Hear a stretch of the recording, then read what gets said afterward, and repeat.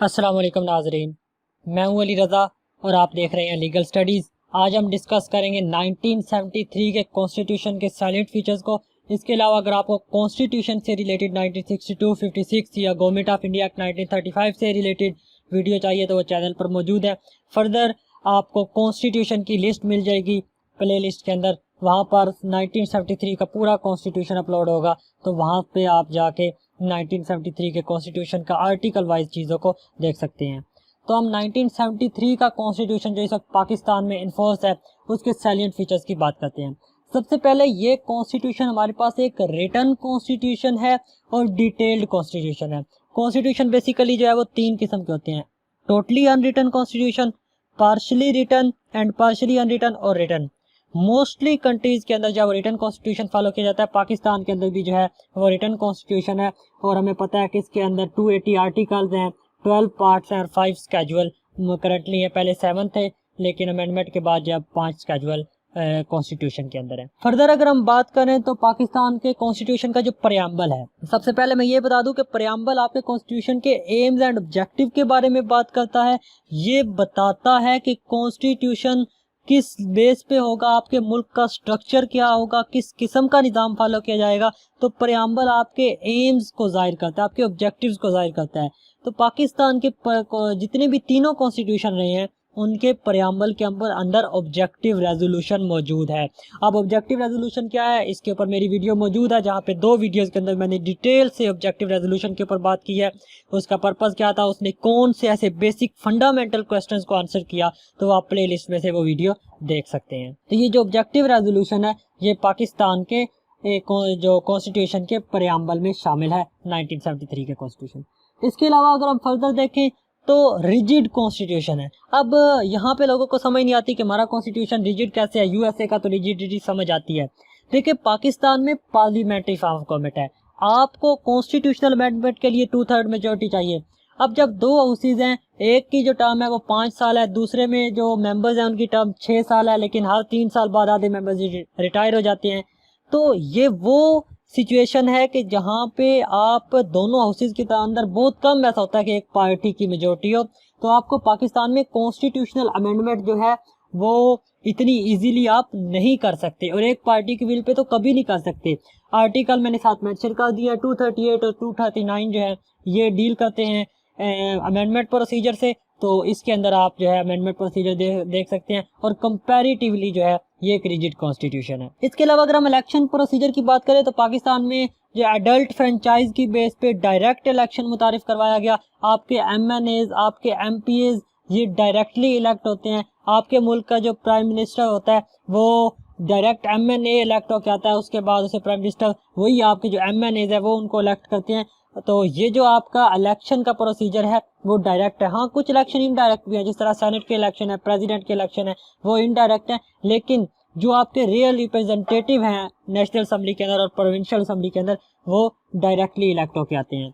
अच्छा, इस कॉन्स्टिट्यूशन के अंदर बहुत ज़्यादा इस्लामिक प्रोविजन है जिनको कवर करना जो है वो मुश्किल है। तो मैंने कुछ बेसिक और फंडामेंटल किस्म की जो इस्लामिक प्रोविजन है उनको यहाँ पर कवर करने की कोशिश की है। सबसे पहले अगर बात करें तो इस्लाम के मुताबिक जिंदगियां गुजारने की बात की गई है, live according to Islam constitution के अंदर। इसके अलावा जो है Islam as a state religion, article 2A कि इस्लाम जो है वो स्टेट रिलीजन होगा, तो आपने जो है वो बड़े क्लियर कट अंदाज में बता दिया कि स्टेट रिलीजन जो है वो इस्लाम होगा। फर्दर इसके अलावा अगर हम देखें तो प्रेसिडेंट और प्राइम मिनिस्टर दोनों के लिए मुसलमान होना लाजमी करार पाया, article 41 for president and article 90 जो है वो प्राइम मिनिस्टर के लिए, 91 सॉरी प्राइम मिनिस्टर के लिए है। इसके अलावा अगर आप फर्दर देखें तो डेफिनेशन ऑफ मुस्लिम, आर्टिकल 260 जिसमें बड़ा क्लियर कट मेंशन कर दिया गया कि आप सल्लल्लाहु अलैहि वसल्लम को आखिरी नबी मानना जो है और उनके खातमुन नबीयीन मानना, ये तब मुस्लिम की डेफिनेशन में शामिल किया गया अलॉन्ग विद अदर कंडीशन जो भी मतलब एक मुस्लिम का, एक बंदे के मुसलमान होने के लिए ज़रूरी हैं। तो ये मुस्लिम को डिफाइन भी कर दिया गया। इसके अलावा इस्लामिक आइडियोलॉजिकल काउंसिल जो है वो बनाई गई।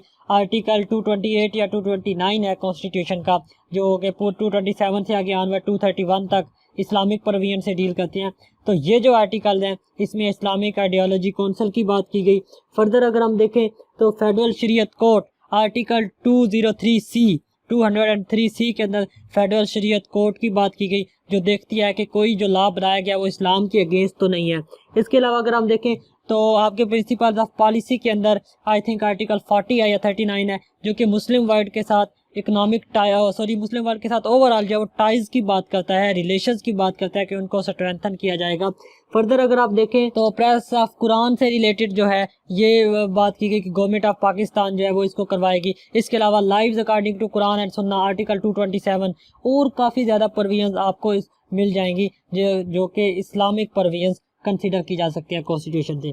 फर्दर अगर हम इसका अगला सैलिएंट फीचर देखें तो पाकिस्तान में फेडरल सिस्टम है और इसको आर्टिकल 1 ही बड़ा क्लियर बताता है कि पाकिस्तान इज फेडरल रिपब्लिक।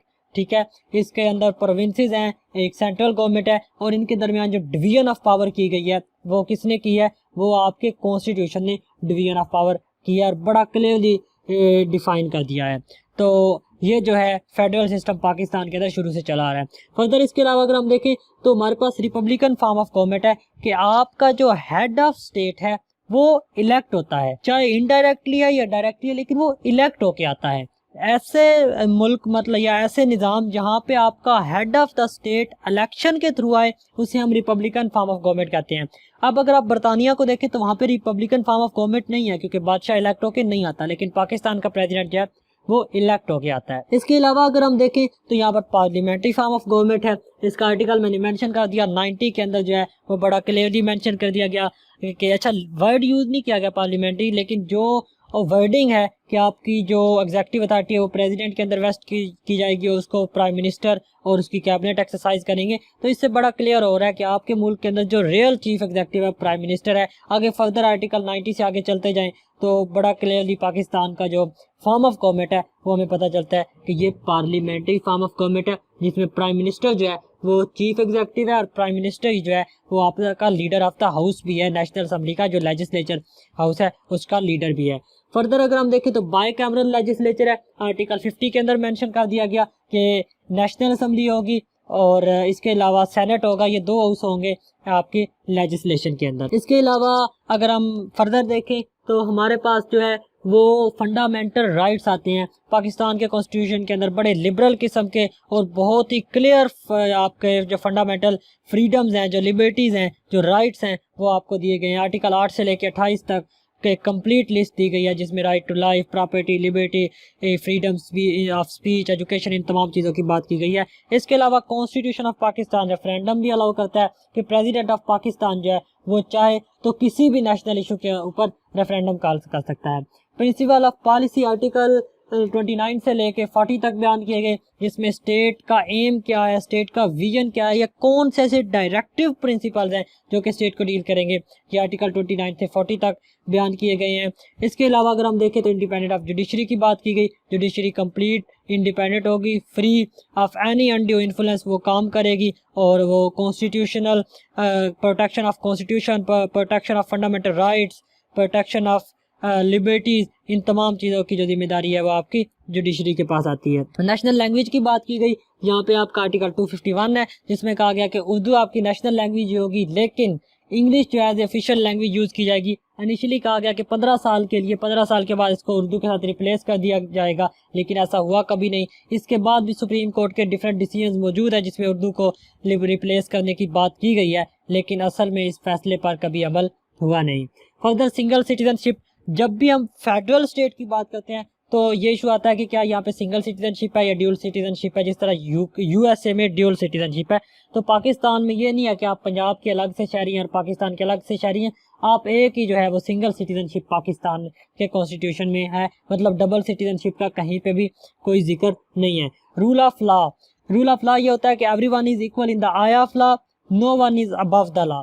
ठीक है, तो ये चीज़ें आर्टिकल 4, वैसे तो किसी एक आर्टिकल में नहीं है, ये पूरा कॉन्स्टिट्यूशन ही आपका रूल ऑफ लॉ पे, लेकिन जो क्लियर कट मेंशन करता है एक चीज़ को वो आर्टिकल 4 है जो कि रूल ऑफ लॉ की बात करता है कि हर शख्स जो है वो कानून की नज़र में बराबर है। फर्दर अगर आपने देखना है तो आर्टिकल 8, आर्टिकल 10A और भी काफ़ी आर्टिकल्स आपको मिल जाते हैं इस चीज़ के ऊपर। और इसके अलावा एक और इम्पॉर्टेंट चीज़ कि जो भी कॉन्स्टिट्यूशन को एब्रोगेट करेगा जो कॉन्स्टिट्यूशन को सस्पेंड या जो भी हेल्ड इन अबेयंस आप जो भी कर लें, तो उसको जो है हाई ट्रीजन कंसिडर किया जाएगा। और हाई ट्रीजन की जो सज़ा है वो आपकी नेशनल असेंबली और सेनेट जो है, मतलब जो आपकी लेजिस्लेचर बॉडीज हैं, वो उसको बताएंगे, मतलब वो थ्रू एक्ट जो है वो उसको पास करेंगे कि हाई ट्रीजन की क्या सज़ा होनी चाहिए। और आपका जो हाई ट्रीजन एक्ट है उसमें इसकी सज़ाए मौत लिखी गई है। तो जो भी कॉन्स्टिट्यूशन को एब्रोगेट करेगा उसको ये समझा जाएगा कि उसने हाई ट्रीजन कमिट किया है। और जो उस एब्रोगेशन को वैलिडेट करने की कोशिश करेगा या लीगलाइज करने की कोशिश करेगा, चाहे वो कोर्ट्स हो या कोई भी और